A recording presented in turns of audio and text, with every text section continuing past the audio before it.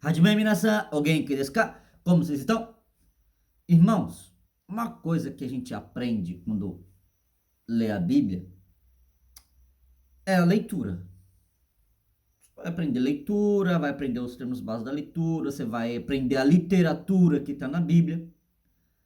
Até o diabo consegue.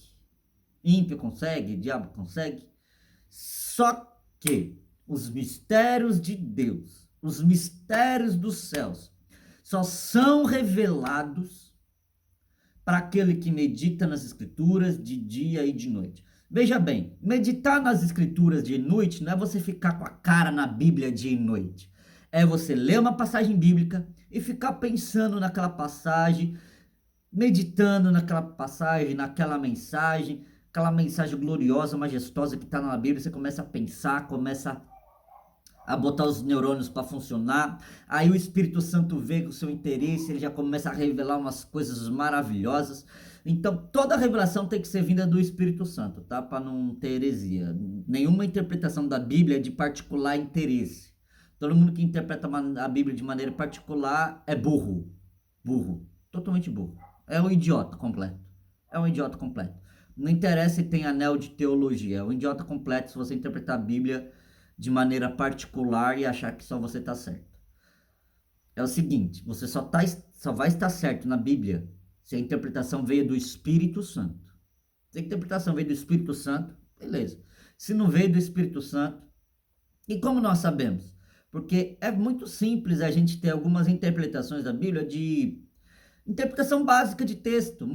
Alguns textos da Bíblia você pode usar a interpretação básica de texto para compreender algumas coisas que estão bem ali. Aqueles peixinhos na ponta que fica na superfície do rio, que você fica fácil. Aqueles peixes fáceis de pescar.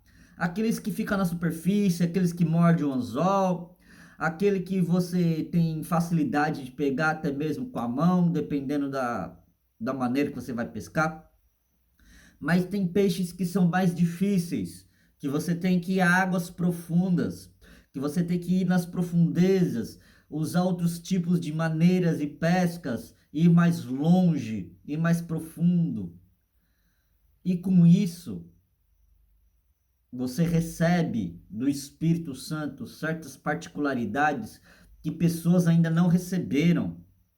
Não porque você é melhor, mas porque você buscou nas escrituras e Deus viu graça em você e te ensinou. Eu quero falar uma coisa, que Deus é o Pai da eternidade. Você já parou para pensar nisso? Eu vi o pastor Elias Torralbo falando que Deus é o Pai da eternidade.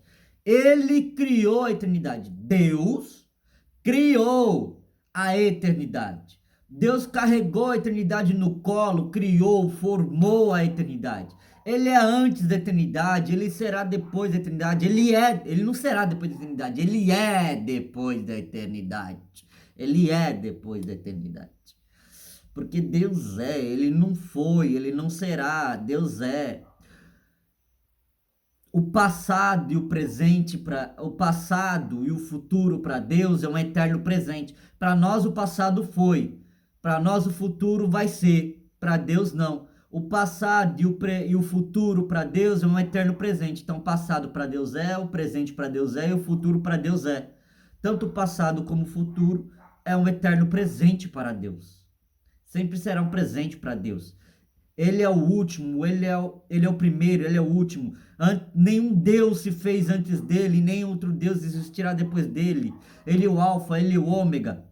Ele criou a eternidade. Ele é antes da eternidade, porque para criar alguma coisa tem que ser antes de algo. E ele é antes da eternidade, ele criou a eternidade, ele criou a existência da eternidade. Você tem noção de como isso é maravilhoso? Você não, é difícil de explicar, difícil de compreender a extensão do poder desse Deus.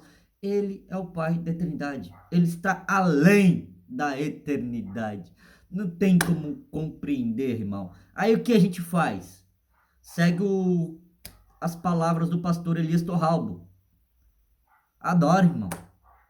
Glorifica. Exalta. Não dá para entender e compreender esse Deus? Só dá glória, só dá aleluia e exalta, porque esse Deus é maravilhoso.